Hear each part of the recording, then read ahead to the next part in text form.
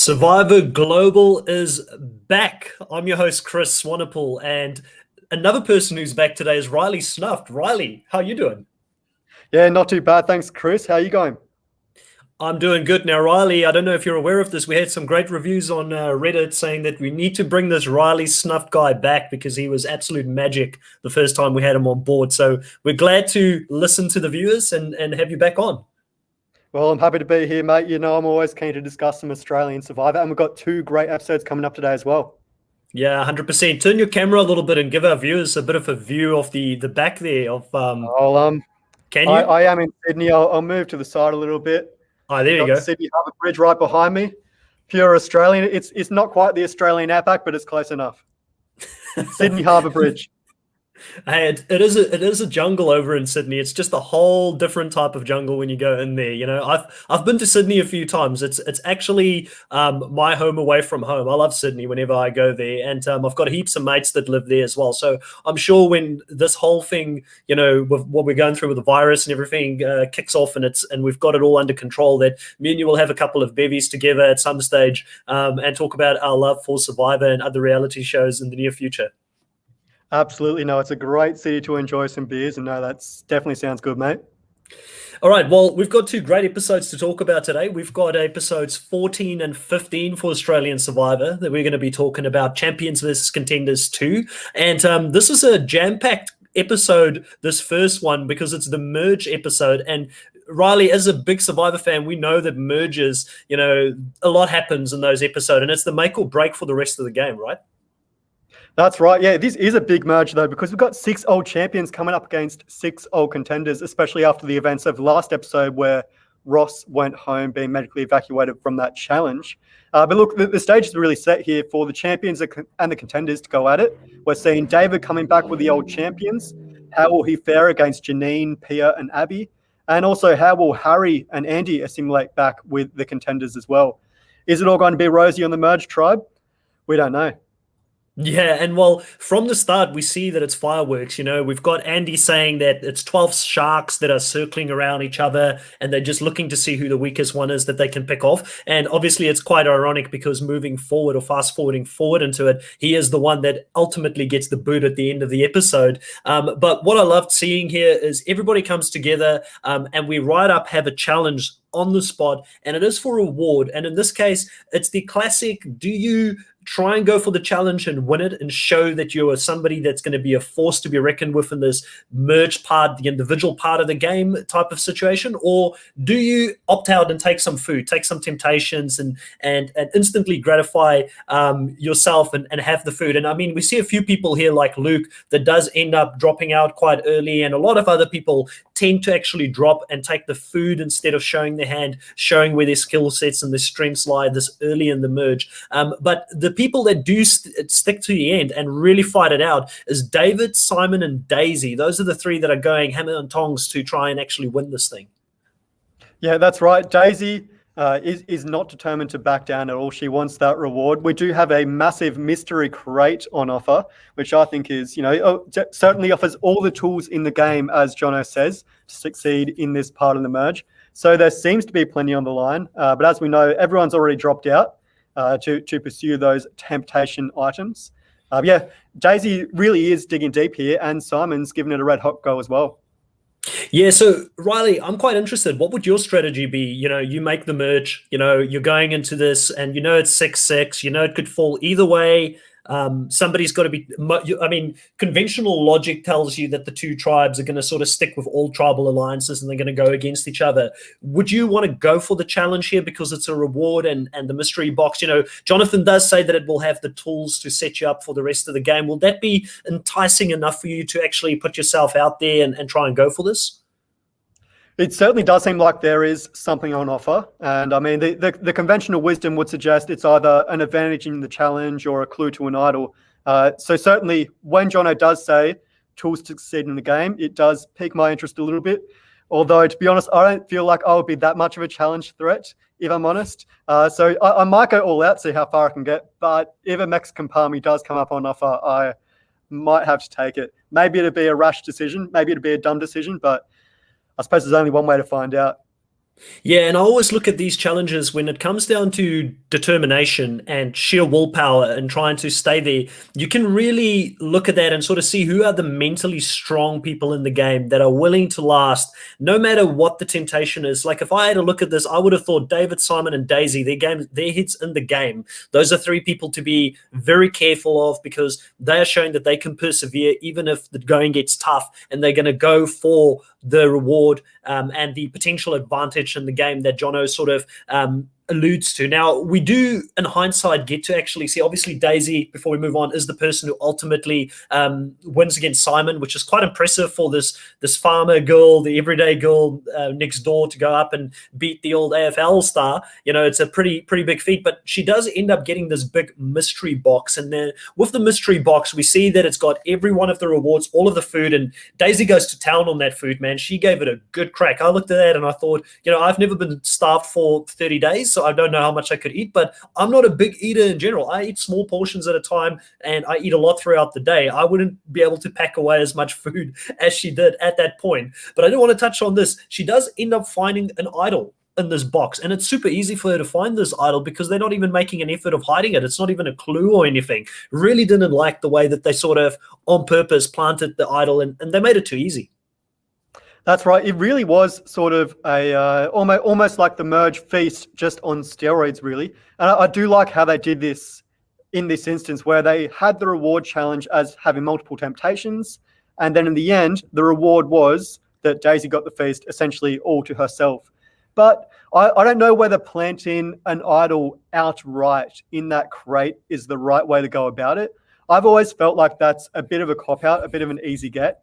I would have much preferred to see her being given a clue to an idol, so that way she can really work for it. I mean, yeah, sure, an hour and a half standing up with a bag over your head is work enough, but I mean, really, she needs to be crafty enough to find this clue. You can't give her everything in the game.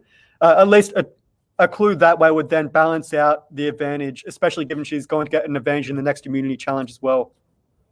Yeah, and I mean, it ends up being quite funny because she goes back to camp after she's had the reward and she's had her food, and she does get the advantage, like you quite rightfully said.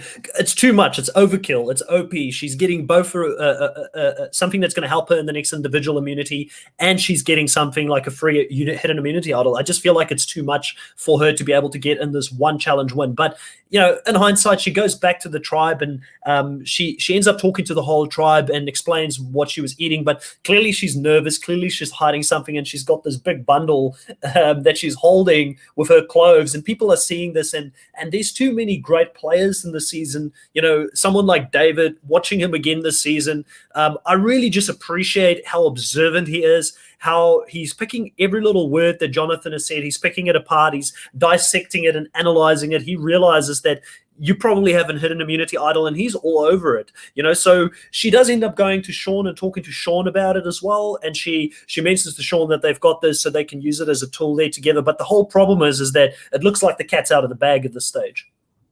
That's right. David is very crafty. His head is in the game. And that's what I like about this season compared to previous seasons of Australian Survivor. There really are a lot of players that are actually playing hard, their heads in the game. You've got David, you've got Andy, Harry, Luke, Sean. They're all thinking for themselves, and they're thinking, what's on offer here? What do the tools in the game mean? As Jono said, surely it can't just be a bath in front of the Pacific Ocean and a couple of Tim Tams. It's got to be more than that. And I think David really is right here in suspecting that, hey, perhaps Daisy does have an idol, and she does look a little bit frazzled, so I don't blame him for thinking that. And certainly if she doesn't have an idol, it's not a bad thing to do anyway, because we do know that Daisy is one of David's biggest threats in this game. And she is tied with Sean, his biggest adversary in the game of Survivor. So I do like that Sean and Daisy come together here and discuss the idol and what they can do with it. But David seems very clued in, and it does seem like it'll be almost a little bit of a disadvantage having this idol and this target on her back. So I think she is certainly lucky that she has something to show for it. But it also doesn't play too well for her and Sean at the moment, especially with people like David and Janine and Harry swooping around her as well. No, 100%. And we see here that David, exactly what you just mentioned, he goes to the all champions. You know, he speaks to Janine, Pia, and Abby, and he says, listen, Andy, we cannot trust Andy. That guy's a snake. He tried to, he basically got both myself and Luke to burn our idols. He still blames Andy for that, even though Andy was trying to help him. But you need a reason to go after someone. But what David does really well here is he's mentioning who his third target is. He's planting the seed for his third target, but he's still got number 1 and 2, and number 1 is still Sean, number 2 is still Daisy, and we know that ultimately this is going to be something that's very beneficial towards the end of this episode, because options number 1 and 2 won't be available at that stage. So he's planting those seeds. But what we also see in this point, and what is really, really interesting and good play by David and Luke, and if David and Luke ever played a season again together, like we always like to fantasize about a potential international versus USA type of Survivor season. If you see David and Luke playing that season together, you've got to break that partnership up very early on in the game, because Luke stays back at camp. He's in between the contenders and even pretends like he's out of the loop, and it makes it very difficult for the contenders that are in the camp to actually get together and strategize and talk strategy without Luke being involved in it. That's right, because unlike David, Luke really hasn't burnt himself with the contenders. He's kind of ingratiated himself in this group. And I do think it's smart to kind of stick with the contenders and not make it look like there is this ruling coalition. I kind of liken it to David versus Goliath in the US, how they had the counter Goliath insurgency, and instead of all going in as one group, they'd split apart and, sort of pass the message down the line. So I do think it's a good move by Luke here, certainly not to put the target on his back and on the champion's back, and kind of keep the contenders nice and cool at the moment, make sure they're not conspiring too much, staying around camp so that they know that Luke might be an option, we might be able to grab him, and also that the champions aren't gung-ho against us. There's options here. Yeah. Now, the one thing here that we do see is that Harry is not fooled by any of this. Harry is smart enough on the other side. There's a lot of strategizing happening on both sides, and Harry pulls together the contenders that weren't involved, which is basically everyone, because he's the last surviving contender from the contenders tribe, I should say. And he pulls in Sean, he pulls in Daisy and John, and he says, listen, we need to break up one of the champions, because I've been with these guys now for quite a while. They're not going to turn on each other. If we lose a number, it's all over for us. So he goes there with vital information to still keep the focus on the champions tribe, which I think is good play here by Harry. That's right. And I do think that the contenders are probably more cohesive at the moment than the champions are. We do know that David has certainly burnt off a lot of the previous champions, especially Janine and Pierre. They're not fully trusting of him. But if the contenders can really band together, and Harry does a great job at really guiding them through this, and Sean as well, guiding the contenders to come together as a unit and go head to head with the champions. If they can really shift the target on a person like David or Janine, someone that is a massive threat in the game, and everyone will be happy to get out of here. It really is good to build this trust between the former contenders and make sure that everyone is on the same page right now. Yeah, and I mean, Sean, throughout this episode, really impressive. I feel like Sean is that person that just woke up a little bit late in the game to what was going on around him, and the writing was already on the wall. And not all of it's his fault, because the contenders on that champions tribe started eating each other before he even became a part of that group. But he's trying everything to bring them back together and keep the focus on David, who's his arch nemesis in this game. And we see a lot of the same happening, obviously, with David, then still targeting Sean. So we know it's the battle of the Titans here, and it's going to come down to most likely one of those. But what's interesting at this point, though, is we do see Pia slowly but surely starting to get a bit more screen time. She's been very quiet throughout the pre-merge. We haven't seen much of her, but she talks about the fact that she's a deceptively low-key type of player. She doesn't want to be in the front. She wants shields in front of her like Janine. She's allowed Janine to take some heat off her. Janine says the same thing. She says that she's the smiling assassin. She'll, give you a smile with one face and then have a knife ready by your back to be able to backstab you. And Pia is starting to focus also on David. And Janine and Pia are very much still in that same camp, that even here at this point, like you said, the champions seem not to be as well-oiled when it comes to being a unit at this stage, and they still are thinking that David potentially should go home at this stage. Yeah, we do get a couple of good confessionals here from Pia, and really revealing her position with the tribe. She does say that Janine and Abby are her shields in this game, and she wants to play an under-the-radar game, which I think for a 55-day game like Australian Survivor, as we've seen in previous seasons, is definitely a good strategy to take. And by keeping your ego in check, as PS says, and targeting the bigger boys and girls like a David and Janine, putting the onus all on them and the target all on them, it really does give her more options to go further in the game. I think David really is the numero uno target right here. David and Sean, they're both these massive physical threats. They're both playing a very strategic game. They're both likable, even though you probably couldn't trust David in the game. But I think it is good for Pia here to really question whether David is loyal to the champions. Yeah, no, I agree. I think that, David is the one player. And I mean, you've got to look at it this way. They've just seen Luke and David survive something that they shouldn't have survived. Like any player with a little bit of common sense should have gone into this thinking there's no way we're seeing both Luke and David make this merge. So what type of deals did David and Sean create within that Contenders tribe to get there? And that's what they should be careful of, because, you would have thought one of those two definitely. And, that's why David does tell them here, well, we had to burn 2 idols. We had to play 2 idols to get here. But it still seems like they survived quite a few votes where they were also at risk. So that does paint a little bit of a target around them. And just Pia and Janine and Abby playing with David earlier in the season and seeing how cutthroat he is and, how confident he is in his own ability. And that confidence, which sort of it borders on arrogance, is the real thing that's putting off the ladies and that threesome alliance that they've got to really not want to go with David. Now, we do go on to the immunity challenge, and with the immunity challenge, it's a pretty simple one. It's holding up your weight, and you're holding up 60% of your body weight, and you're trying not to drop it. Now, Daisy, because of the advantage in the challenge, she gets an extra 10 minutes that she can wait before she needs to get into the challenge, which is a massive advantage if you're actually playing something like this. But against all odds, we see Sean winning this challenge, and he holds on for a 55-minute period at 60% of his body weight. And he's the biggest guy there, so hats off to him. Yeah, that is a massive win for Sean. We know that his back is against the wall here. David really doesn't want to go far with him. He is the biggest physical threat. So to win that first immunity challenge certainly saves his butt at this first merged tribal council on the Solibula tribe. He really did stick in there for a long time. I mean, that really did look brutal. It came down to him and Abby in the end, and obviously Sean somehow managed to pull through despite all the odds, sweating bullets out in the scorching Fijian sun. He came good here, and that was really the perfect win for the Contenders. Daisy has an idol. Sean now has an individual immunity necklace around his neck.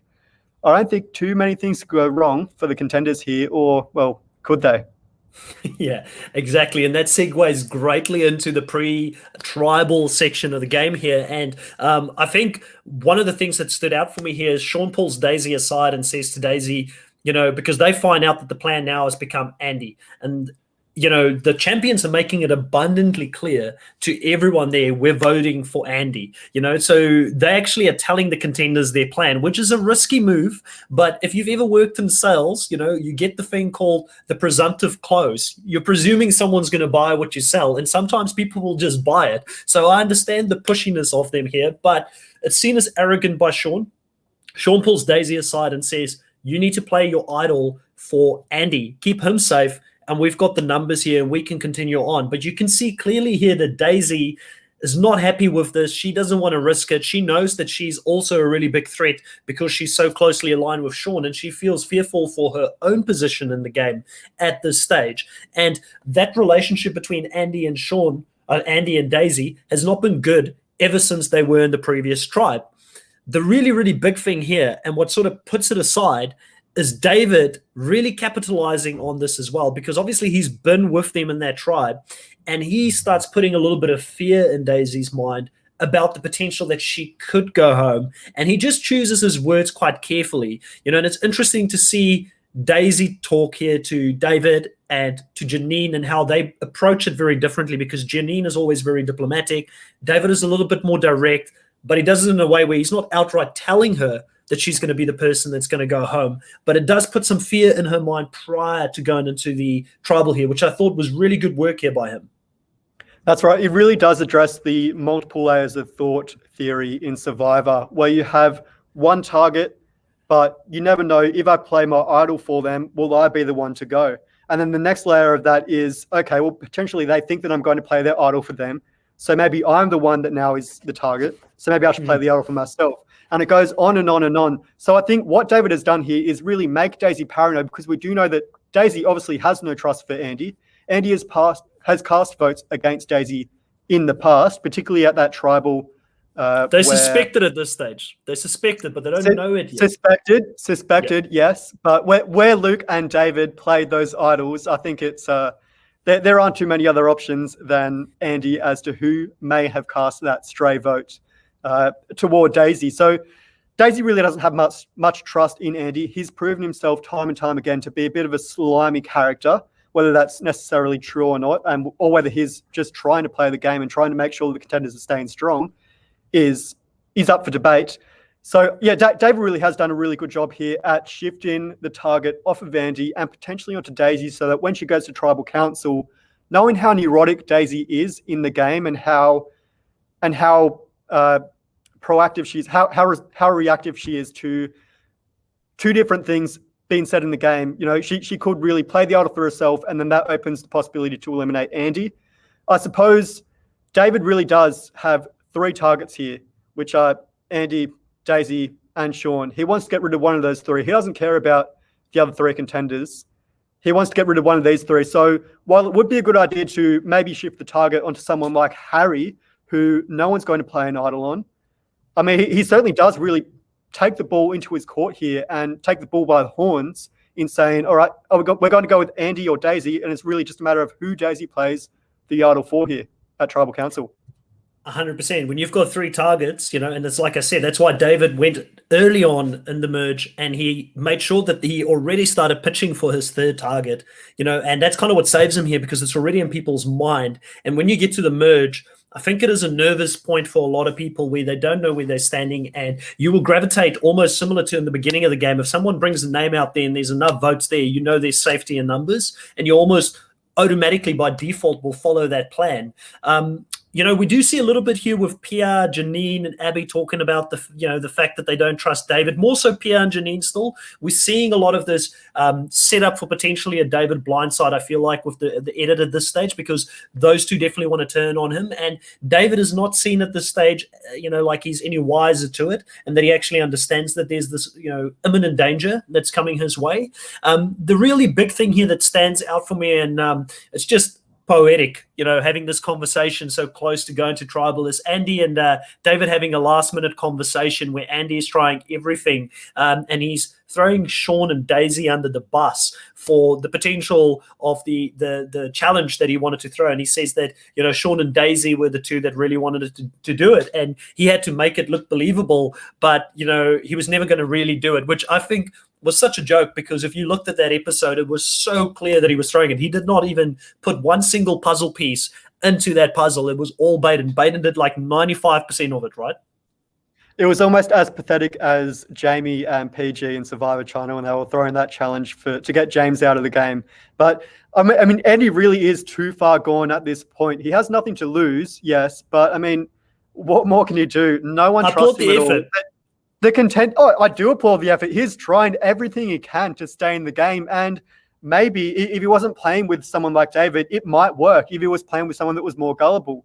But David really has the game in control at the moment. Maybe Pia and the girls aren't fully trusting of him, but certainly he's really the head honcho at the moment. He is controlling the game. So I think Andy doesn't have anything to lose here, but I mean, does David really have any trust in him? I don't think so, honestly. I think it's more a matter of trying to shift the target onto someone other than Daisy. And I know that Andy wants to get rid of Daisy, but why not? If you wanted to play till the end with the champions, why not either pin the target on Harry, who Daisy isn't going to play the idol for, or make the target gung-ho on Daisy, even though I know he's risking his game here, but then take out one of the champions on the other side if he doesn't want to play with the champions in the game later on. The problem here is that Andy's got nothing to offer David. Like he doesn't have any allies. He's got no strength in numbers. His social capital is an all-time low. David's not going to throw him a bone here. He's got absolutely nothing to gain here. And he knows that Andy is a snake. He knows Andy's not to be trusted. It's his time to go, really. I think the writing's on the wall at this stage. But it is really funny seeing David do the old last-minute, put your vote on Daisy. I'm doing you a favor like you did me last time, and just doing it to be really petty. But I love it. I'm all here for it to see him do that to Andy. Now, we do go into tribal council, and a lot of conversations are happening. Janine's being her normal, very diplomatic self. You can see she's definitely in the corporate world. She would kill it in a boardroom, for instance, with their diplomatic answers and not really giving anything away to Jonathan here. But the fireworks really start at the point where Luke brings up information that he's held on to from early in the game. And that's why I put Luke at a different level compared to some players, and probably David as well, because David clearly hasn't really spoken about this at this point as well, because it seems to be news to Sean and Daisy that Andy definitely was that person who flipped the vote and wanted, and not just flipped the vote, but that Andy actually came to Luke and David to try and get Luke and David to also flip on Daisy. This is new information that gets brought into this here. And I feel like it's the thing that made the Contenders swap their vote from the initial plan of sticking together, because you do end up seeing Andy getting voted out with a unanimous vote, which, if you really think about it, is super, I would almost want to say dumb from a Contender standpoint, because they're definitely losing numbers here, and it's going to make the champions even harder to penetrate and break down. But Luke brings it up at the perfect opportunity here to create doubt, and you can just see Andy is not equipped to deal with the heat coming his way, and it's the one thing he does not do well. He thinks he's a good liar. He's definitely not a good liar. Yeah, that's right. Andy does kind of play a bit of a delayed game to everyone else. I think he's making these good moves, or trying to at least propose these good moves that might work, but he is always a little bit behind the eight ball, a little bit lagging behind. His internet connection is a little bit slow in the game of Survivor here.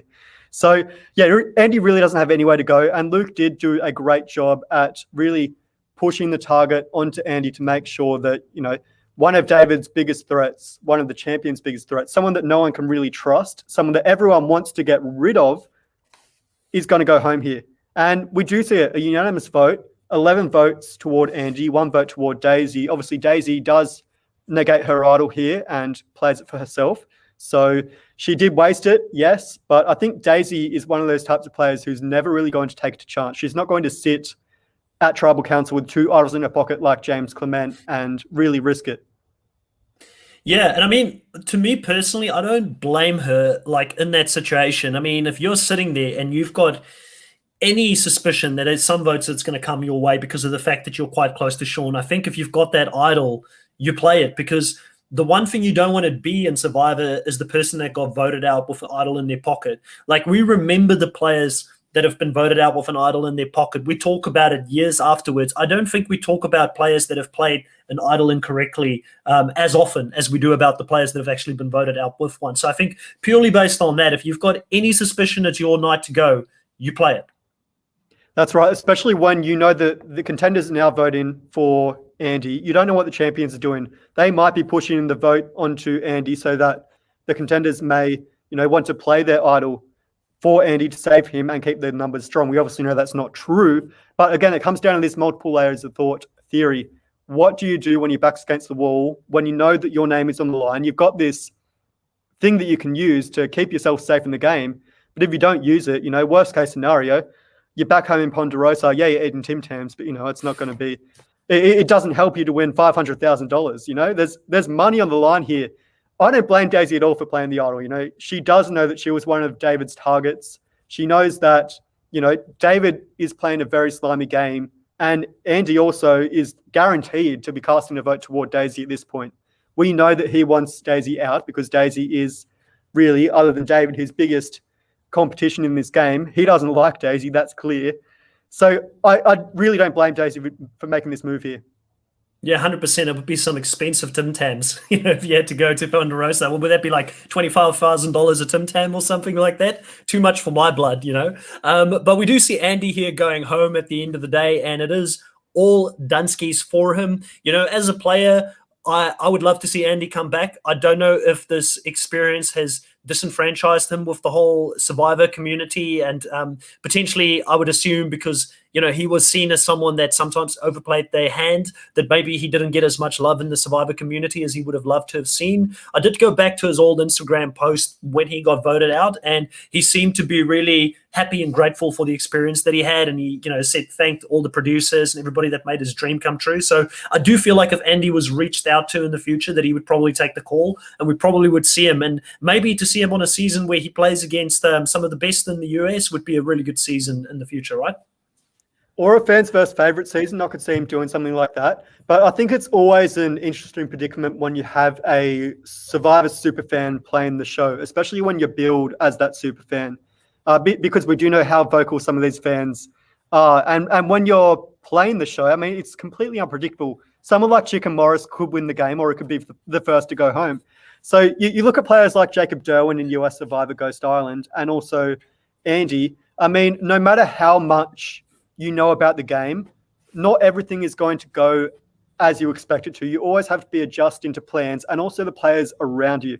I think that's really the most important thing, is you got to play to the cast that is playing aside you. You can't come in here with one strategy and think that's going to get you to the end. I mean, just because Tony won in Cagayan doesn't mean he's going to win in Nicaragua or Samoa.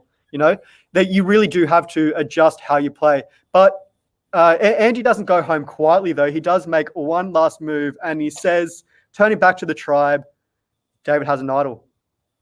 Exactly. He throws out a big bomb there. And, I think that it definitely would send a little bit of shockwaves for people, because even if you don't know if he's got it or does have it, it does just continue to grow that target on David's back. And the funny and ironic thing here is that David actually does have an idol.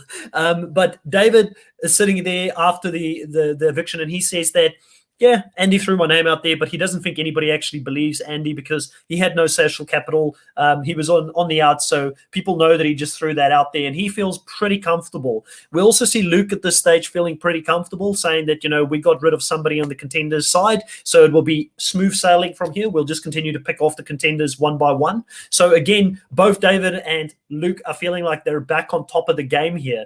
Another scene that I really just wanted to touch upon was the early scene in the episode, and we love these little human moments that we get from Australian Survivor that takes away a little bit from the strategy, but it's definitely something that I enjoy to see. And we see Dave walking around with a sarong. Abby calls it the so wrong. We see Luke saying that, sometimes he just needs to remind David that this is Survivor and not Top Model. And great little, one-liners like that is why I love Australian Survivor. And David plays it up, says, I'm still playing the model card here. I don't want people to know how smart I am. I really don't think that it's working on day 32 or whatever we're at this point. I think people know that Dave's a player. Yeah, that's right. And we do get another fun episode, fun scene in the camp life earlier on in Andy's boot episode, and that is when he comes up with the name for the tribe. Solibula, he says it means sacrificial lamb, the lamb that's been sacrificed. But although he does tell the tribe, I think he says it means welcome together, I think is what he said. I did look it up, though, doing a little bit of research for the episode, and the literal translation is give it your all or die for a cause, which certainly is what Andy is meaning here. But I suppose in his context, his sick Survivor strategy mind, it means, we're really sacrificing someone like David. And obviously, I suppose that Andy would end up being the lamb that went to be sacrificed in this episode, though, unfortunately for him. But he really did have a fun 14-episode arc. While he was there, he really did play his hardest. And unfortunately, look, it just didn't work out for him. But Andy is someone that I would really like to see come back one day. So would he come back as a fan or a favorite? Oh, he comes back as a favorite, I think. I'm just joking. I'm joking with you. Just being the ultimate super fan, you put him as the captain for the fans, playing against his favorites. I think unless you're Sammy Shores, I don't think anyone's getting away with murder on that fans tribe, to be honest. And unless no one's seen you say a single word on the show, he's got to be in the favorites tribe. Although he probably would be the first to go in the favorites tribe, really. Fair enough. I don't want to put the curse of the fans versus favorite seasons on Australian Survivor because I've never been a fan of fans versus favorites, but I definitely for the players coming back. Like Andy would love to be there with 12, probably would be 12 players in this favorites tribe. He would love to be there with 12 favorites tribes members because at least it means he's probably in the merge, just by doing that. And we'd also see the episode here where Luke says, it's been 2 seasons now and he's made the merge twice, which is pretty impressive for him to be able to do that in both seasons that he's played in. And a lot of those early stages in this episode sort of focuses on Luke's social game, and it shows the scenes with Luke and Janine talking to each other, really bonding. Luke saying that, he never would have thought before the game that he would have been so close to Janine, but he doesn't judge a book by their cover, and they do have a lot in common, and he really respects her for being someone that is 53. She's got all the money in the world. She doesn't need to play this game. She could be sitting on the couch, but she's out there starving and challenging herself, and he really respects that. So it's great to see this. But also, one of the things here, because obviously Janine is to be expected that he's going to really work hard here, but we see that relationship with Baden further developing, and him pulling Baden in to say, no one would expect us to work together. So Luke's doing really hard work here to make sure that he's got his bases covered in all different places if he needs to. And this is going to come in handy towards the end of this episode. Yeah, I think Baden is potentially one of the best placed contenders to succeed in the game here because he's not playing as aggressive a game as someone like Sean. And obviously Daisy is coupled in with Sean. They're the work wife and husband in this game. Obviously, we know that they're the two that are on David's radar. Harry has that rivalry with Janine, and really Baden is left as the only one that really is on his own island. Yes, he is lumped in with these contenders, but he could just as easily, I think, get along with someone like Janine or Luke and really go far in the game, especially when it comes time for the champions to cannibalize each other and potentially get David out of the game down the line. That's right. Now, I don't think there's anything else that we sort of miss here in the early stages of the episode, but we do move on to the reward challenge. And in the reward challenge, it's the classic challenge where you've got to stand and wedge in between 2 poles, and you've got these little small footholds that you've got to stand on. And one of the things that I don't think we've seen yet, and again, Australian Survivor always innovates and they bring little twists to the challenges as they go, is towards the end when they're on that last foothold, to make it even harder with the last 2 people in there, they get them to actually completely remove their hands from the poles and only balance on their feet, which considerably adds to the difficulty of this challenge. Riley, have we ever seen this in any of the other seasons? Because from memory, I can't think of a season where we've seen this before.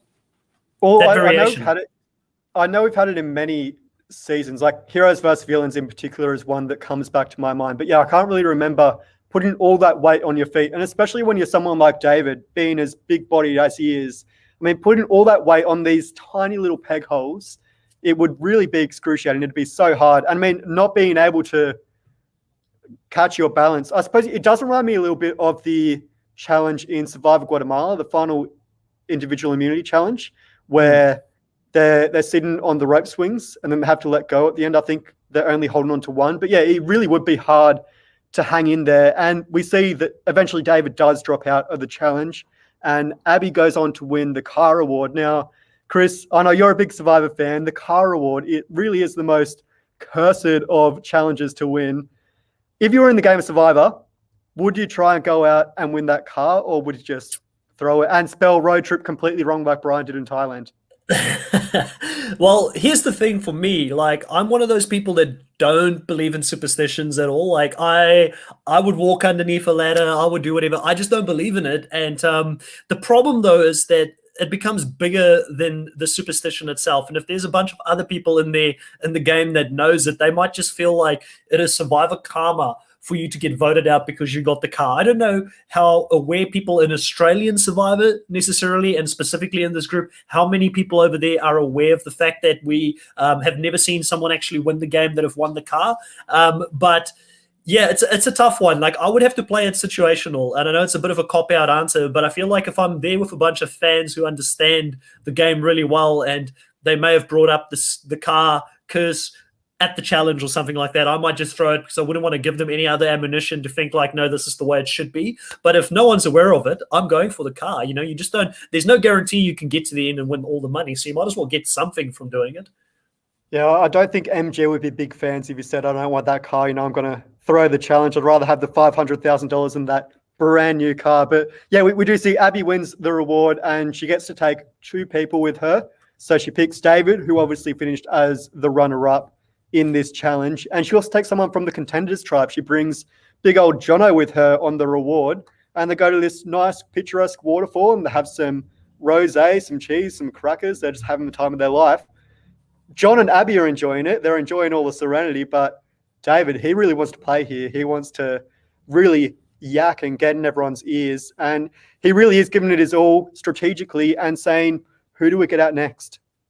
Yeah, it would have been fascinating to see David and Russell Hans play the game together that season that he came in, because I feel like they're two players that maybe would have been at that same level of wanting to play all the time, because Russell was another player that never switched off, similar to like Tony, who never switches off. And David seems to be one of those players as well that never switches off. But I feel like if David looked at this game afterwards and looked at how he was being perceived at this stage, he would have looked at that and thought to himself, hypothetically, if he was ever to come back and play another season, he would have thought to himself, maybe this is one of the places where I overplayed a little bit, and I need to understand that you need to build social dynamics and social relationships with people. And sometimes when somebody's on a reward and they're enjoying something away from camp, they just want to enjoy that. They want to switch off for a minute, because while you're in the game, while you're at camp, you don't get the opportunity to sleep. If you're sleeping, someone else might strategize. If you're not by the water well and two other people are by the water well, they might be talking about blindsiding you next, So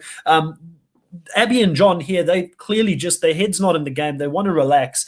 Abby does acknowledge at this point, though, that she isn't in an alliance with David, and she has been for a while, but she does feel like David is overplaying his hand here. He's just getting a little bit too dangerous. And it seems like David's target is just growing. And it's kind of like that snowball that starts off really small at the top of the mountain, but it just gains more and more momentum and it gets bigger and bigger. And David's trajectory, like you mentioned earlier, he's in control of this game, but it does not look like a good one, because we're getting a lot of people onto his game and really, really sort of seeing him as a target.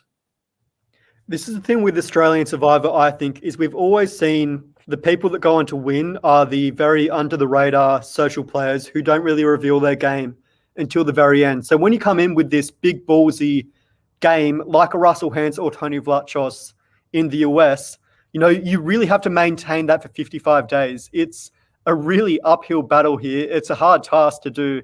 And, stumbling over yourself this early in the merge, it really doesn't look good for him. Yes, he does have that alliance with Luke, but really, I don't think he has that much trust from the other champions, and certainly not from the Contenders either. He really does have to. I think for David, his best strategy here, even though he kind of has to keep playing that hard game, I think it would be good just to step away for a little bit and kind of let Luke take a bit more control in the game and kind of bring up his target on Luke, and at the same time lessen David's target as well, and really make sure that the champions come strong together. Don't try and create too many waves. Really just play it nice and cool and calm. But I don't really think that's in David's character, to be honest.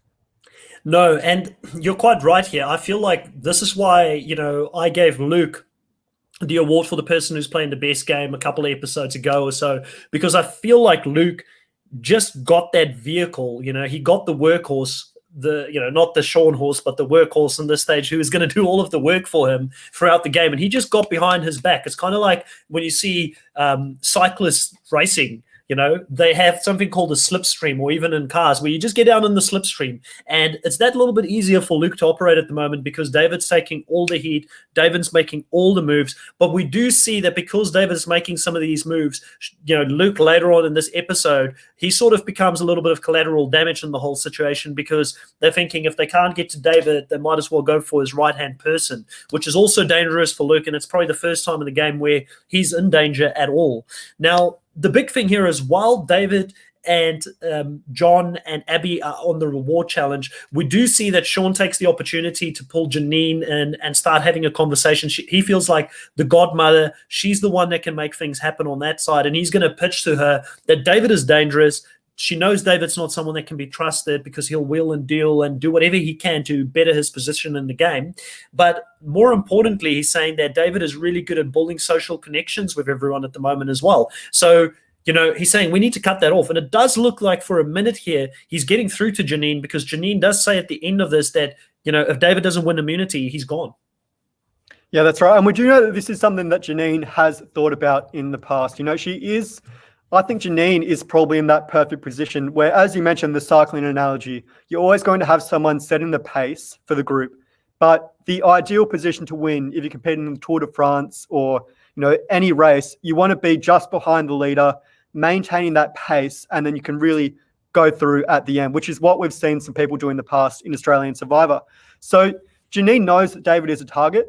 I don't think it's the right time this early on to upset the apple cart, especially when you want to keep that champion strong mentality. And you do have that opportunity later, because we do know that those three girls and Simon, they're really locked in tight. And if Janine does bring over someone like Baden or John, she really does have the numbers there to get rid of David down the line. And you also have to consider here, David might have the idol. That is always something you have to take into contingency. I know that Janine, in a couple episodes ago, she was really hesitant to believe that Harry had the idol.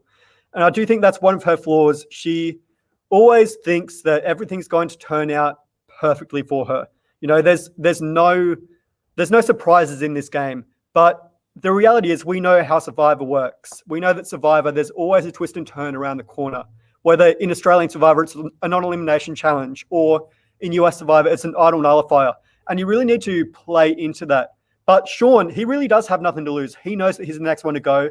And if he doesn't win immunity, he's the number one target. It really is Sean, Daisy, and David who are target number 1, 2, and 3 at the moment. Really, no one cares where the arrow lands. So long as it lands on one of them, they're fine, because they're the biggest targets at the moment. And Sean really has to do anything he can to get the target off him and Daisy right now. Yeah, and I wonder how much of Janine saying that she would vote David out is real, and how much of that is actually just to make us think that there is a potential of something different happening in this episode, different from the obvious. I think Janine does want to appease Sean, and I do wonder whether that is to get him on her side if he does win immunity, because we know that Sean is this massive challenge threat. So to have someone like Sean in your pocket, and it speaks to what P is doing with Janine and Abby, having a shield in front of you is a great strategy. Yes, is Janine telling the truth? Does she want to get rid of David this early? I don't think so, but it is a possibility that she has at least been weighing up. And by talking about it with Sean, I really don't think she has too much to lose here, because she can always say, well, Sean was the one that broached the subject with me. I was never really considering it. Let's just get rid of Sean now, And it does give her that option to escape and put the target off herself if someone like David or Luke does find out that she's potentially considering getting rid of David later in the game.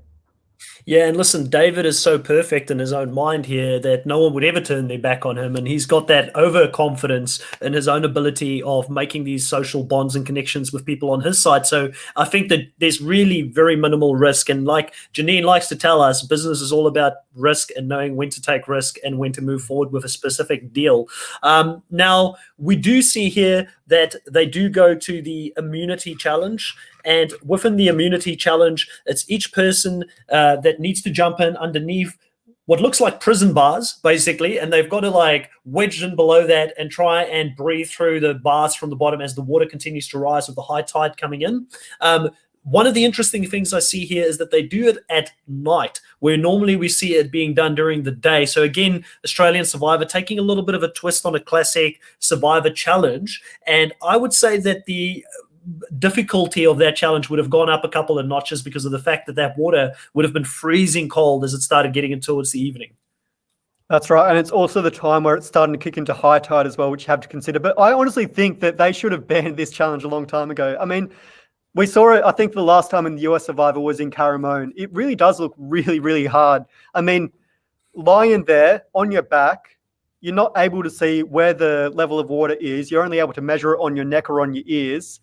It really would be hard to just sit there and stay cool. And we do see that Simon, I think it's Simon, Sean, and David are the last ones standing. And I do think that it really speaks to the fact that this is a mental challenge. This isn't anything to do with your physical abilities. This is just a matter of hanging in there and being headstrong, because your brain's inclination is immediately, I'm going to flee, I'm going to get out of here. But, someone like David or Simon, they would know that they really have to stick with their guns here. David knows he's on the outs potentially, and that if Sean wins this immunity challenge, he could be the next one to go. I really don't know how long it lasts. Just 1 second. Do you think David knows that he's on the outs? I feel like David's got no idea at this point. Sean definitely knows. I think David might have some inkling. He knows that he could potentially be the one on the bottom of the Champions tribe. He knows that Sean is hell-bent about getting him out. So if Sean wins immunity, really it's Daisy on the Contenders tribe, or does Sean, who we know has a fair amount of social capital, he's a really likable player, could he flip the vote on David? I don't know if David is fully conscious of it, but he certainly knows. I think he's the type of player that he always wants to win everything no matter what he does. I agree with you on that. I agree with you. I don't think he cares if he's in control of the game or if he's on the bottom. But yeah, David is I don't think he knows. Personally, no, he doesn't. I don't think I don't think David knows where anyone stands in this game except for himself. I think he is he has that big of an ego that really David's the only one playing this game at the moment, and everyone else is just there for fun. David thinks he probably has the check written already, but he really doesn't know what's going to happen. He doesn't have any control over anyone, really, I think, except for maybe Luke. But even then, we know that Luke is, while he's loyal, we don't know what he'll do. He's played this game before. He knows how to maneuver. And in 2017, he lost the game. So he might change things up here. So I think David, he mightn't be fully aware that his name's on the shopping block. But I think your conventional wisdom would be that at least some people are talking about you. I mean, you're not Cowboy Rick in Survivor Worlds Apart, South Pacific, sorry, that's how forgettable he is, and where no one knows your name, no one's going to ever bring you up. You're David, you're the number one man in the chopping block. I think he has at least some self-awareness to know that he might be in trouble here. But then again, yes, he is very egocentric. He doesn't want to win everything. He doesn't want to be the last man standing. So I think what drove him. You're right. That does play a little bit into it as well. Yeah, I think what drove him here was the fact that he hates Sean. Let's be honest. He's hated Sean for such a long time, and he's just thinking to himself, there's no way in hell, if this is something that's mental and I've just got to push through the pain and the barrier of being down there and deal with the cold, that I'm going to let Sean win this thing, because then Sean can't go home, and he knows he needs to get Sean out. So I feel like he really is just driven by that, and that's what keeps him below that bar for as long as he doesn't. It's very interesting seeing that they had very different techniques on how they did it as well, to create the little bit of a snorkel or the little bit of a barrier that David created. And I don't think I've seen David's strategy before. It's quite new to me from memory when I look at or think about the past challenges like that. But we do see ultimately here that David does outlast. So like David liked to say, it was David versus Goliath, and we all know the story. David won in the end, and he's immune. And this is a very interesting part of the game, because there's not enough time for the guys to go back to their beach and actually go have a normal strategy session, because it went on for so long. It's in the evening, so they all go onto I would presume, what is the beach right next to where they were just doing this challenge, and they all next to bonfires, and little clusters of people start breaking away and having conversations. First, we have David walking off with all the champions. Somehow Harry, being a fan that he is, finds himself in there between the champions talking strategy, which I found really funny to see, because he's clearly not a champion. And that first group, which consists of all the champions and Harry, they start painting the picture on Sean, saying that Sean's the way that we need to go. That group then breaks up, and there's another group around Sean. Sean is really hardcore pitching to Janine and Pia that, they should now take a hit on Luke, because Luke is the person that probably will win this game. For the first time, we hear people talking about Luke's story, which we've known from the beginning of the game. If this was a US Survivor season, most likely he would have been a very big target very early on because of his good story, and that could win him the game at the end. But Luke is just one of the best, if not the best, social player we've seen in Australian Survivor. And Sean is really painting a target around that, and really getting Janine and Pierre to think about it. And it looks like it's starting to get in there. And I think the key thing here that's really interesting, two things that we can talk about. Firstly,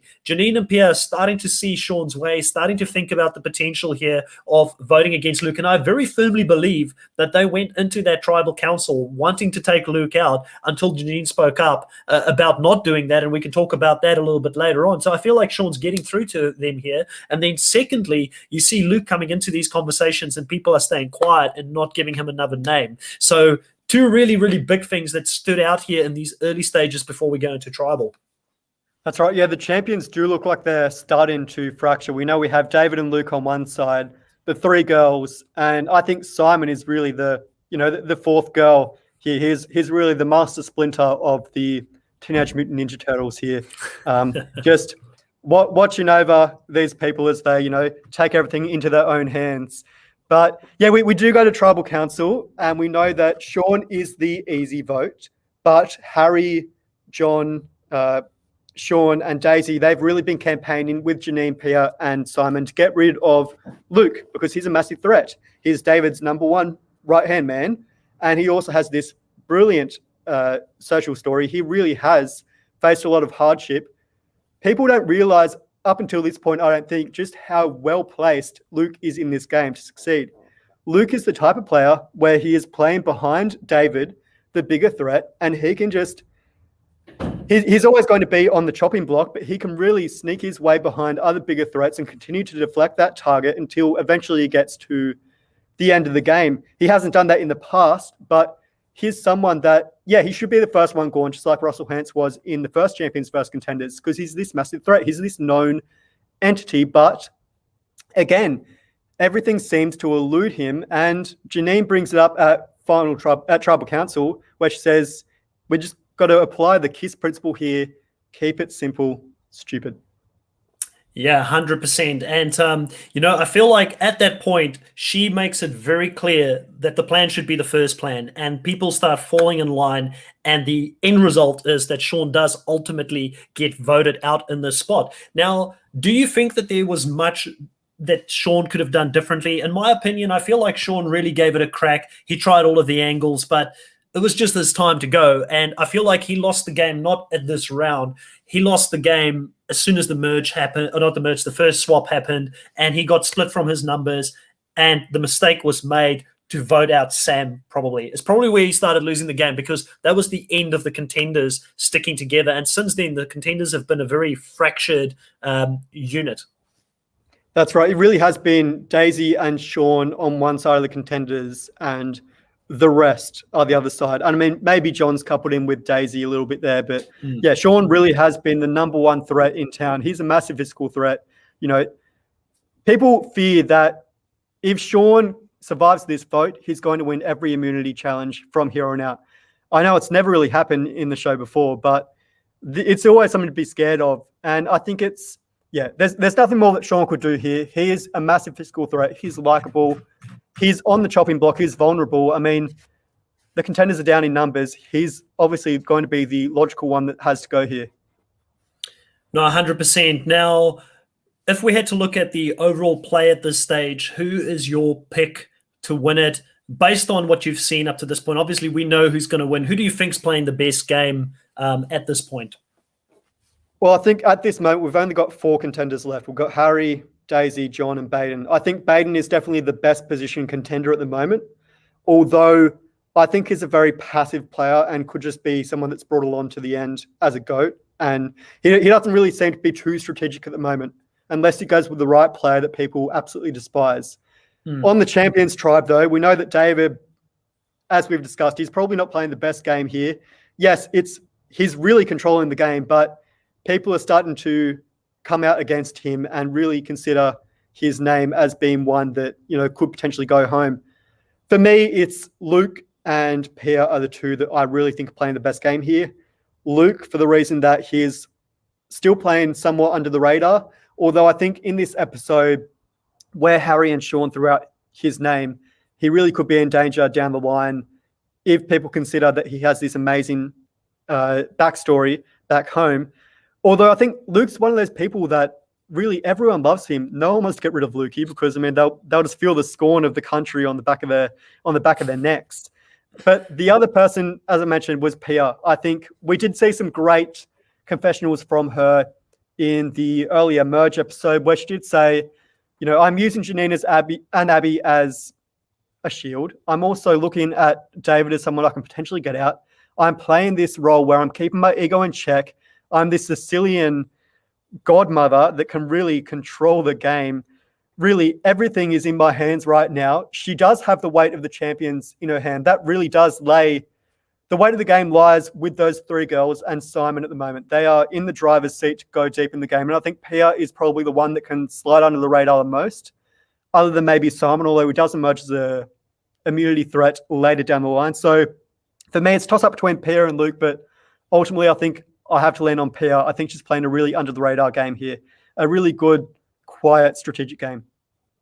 Yeah, I think that the other two that I will throw in there probably that also we're not seeing much of their game as of yet, but we know that they're pretty well placed and they're not going anywhere soon as Abby, being quite really well included within those three girl alliance and very much in the inner ring of the onion, I should say, if you look at where she is sitting. And very easily, similar to Pia, she might not be the one that goes first. It does depend if she starts winning too many challenges like she did with a car, she could become a target. And then the other person that we do need to look at also on the other side is Harry. We know that he's someone that knows how to play from the bottom. He's similar to Luke and David, has survived something he shouldn't have survived coming into this merge, but we've seen him talk to Janine about potentially working with her. And I did find it interesting that he was allowed to be in some of the champions' strategizing conversation. He probably just pushed himself in there. But I do feel like he's one of those players that can find a way. We know he can find idols. Will he find another idol potentially at this stage of the game, potentially to protect himself? Janine is beginning to become more a fan of Harry here. I think Janine is starting to build a little bit of a stronger rapport with Harry, whereas she's kind of identifying David is starting to become Janine's biggest threat at the moment. So Harry does have a lot of potential to go far in the game, and he really is probably that number 3 target at the moment in terms of strategic players. Maybe Janine's a little bit more of a target, but she does have the backing of that core group of Abby, Pia, and Simon. So it will be interesting to see how this plays out later in the game. But we do have really a lot of players in the driver's seat. David really, he has to scramble here to get out of what really is. He is up shit creek at the moment. He has to fight to keep himself alive in the game. Luke, we know he has a bit of a target on himself. So there are lots of targets going around, but it's really just who's going to be the first one to get hit, I think. Yeah, and I was going to say, we spoke about her a little bit here. Janine, does she realize if David goes that she's potentially just as big of a target? If she's probably not Luke's level, but I feel like strategically people will target her before Luke because Luke's more subtle in the way that he's getting away with that. Most people are not seeing him as a strategic mastermind. They're seeing him as a person with a great story and with a great social game. But Janine's been seen up to this point to be the godmother. Harry's given her that nickname. She's clearly thought of as the person that is running that alliance. There's a reason Sean went to her when he was pitching to try and stay in the game. So I feel like she may not know this at this stage, but if she does get rid of David, she might just become the next person that becomes the biggest target. And you've always got to think about that. Where am I in the picking order when it comes to my threat level? And if I do remove this person, how close am I to the top now? So the meat shield strategy, basically 101, trying to not be the number one target out there. Now, Riley, it's been great talking to you. Tell us a little bit about what you've got coming up on your channel. Is there any videos or anything like that that people should be aware of that you're going to be dropping in the near future? Yeah, so as some of you may know, if you're subscribed to the channel, we have been recounting every winner in Survivor history. We are up to Season 8, Amber Burkic. That went up this morning. And we'll continue next week with Chris Doherty, the winner of Survivor Vanuatu. Also, this Friday or Thursday, 7:30 p.m. Eastern Time, if you're in the US, I'll be doing a quick video discussing Survivor Season 41. We know that's coming back later this year. It's about to go into production, so something to look forward to there. And for fans who might watch The Circle in the UK, I'm going to be doing a video on that one this weekend. Season 3 of The Circle, I'll be recapping the first 2 weeks over on my channel. If you don't know where I am, it's Snuffed on YouTube, and I'd love to have you guys over there. Awesome. Well, I will be back again this weekend. It would be Sunday for those that are in Australia and New Zealand, and Saturday for those that are over in the US. And I will be joined by Jake. So Jake will be the second person that will be my co-host for the second time in a row on this season. So he's a veteran by that time, similar to Riley. We also will be joined next week at the same time by Riley again, and we will continue to recap these episodes and get through it. And we do have a couple of interviews potentially being lined up here, so fingers crossed we can make that happen for you guys. We really want to get a couple of these players on here because we've had a brilliant cast on this season. It's one of the reasons I wanted to recap this season and have this be the first Global Survivor season that we recap on this channel. As always, it's been great to have you guys around. If you did like this content, please subscribe, hit the notification bell, and see you next time. Thanks, guys.